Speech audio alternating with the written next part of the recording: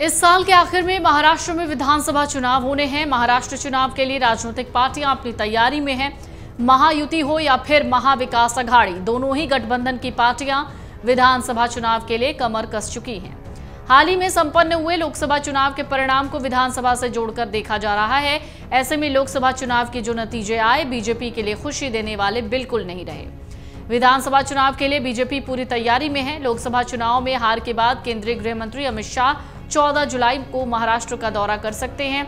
महाराष्ट्र प्रदेश BJP ने विधानसभा चुनावों की तैयारियों के सिलसिले में बड़ी बैठक रखी।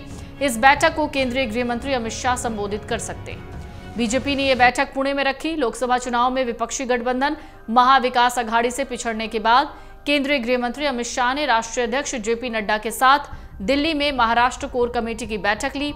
महाराष्ट्र बीजेपी की तरफ से हार के कारणों पर चर्चा के बाद अब पुणे बैठक के लिए तैयारियां की जा रही हैं। महाराष्ट्र बीजेपी अध्यक्ष चंद्रशेखर बावनकुले की माने तो पुणे की बैठक में करीब 4500 पार्टी पदाधिकारी शामिल होंगे।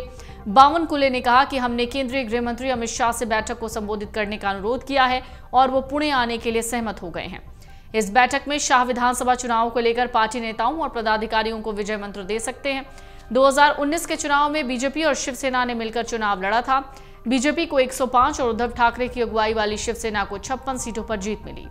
महाराष्ट्र विधानसभा चुनाव से पहले इस बैठक को महत्वपूर्ण माना जा रहा है। महाराष्ट्र बीजेपी के अध्यक्ष चंद्रशेखर बावनकुले से जब ये पूछा गया कि पार्टी विधान परिषद चुनाव के प्रत्याशियों का ऐलान कब करेगी, इस सवाल के जवाब में उन्होंने कहा, आज या कल नामों को अंतिम रूप दे दिया जाएगा। यकीन है हमारा केंद्रीय संसदीय बोर्ड कुछ अच्छे उम्मीदवारों के नाम पर मुहर लगाएगा जो राज्य के लिए फायदेमंद होगा। बावनकुले ने कहा, बीजेपी राज्य विधान परिषद का अध्यक्ष पद लेना चाहेगी, लेकिन हम मुख्यमंत्री एकनाथ शिंदे, उप मुख्यमंत्री अजित पवार और एनडीए के अन्य 11 दलों के साथ इस पर चर्चा करेंगे।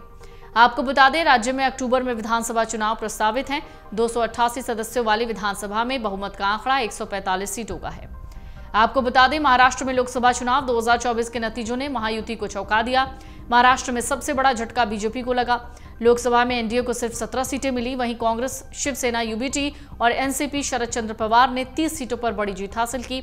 महाराष्ट्र की 48 लोकसभा सीटों में से बीजेपी को 9 सीटें, एकनाथ शिंदे की शिवसेना को 7 सीटें और अजित पवार की एनसीपी को 1 सीट मिली।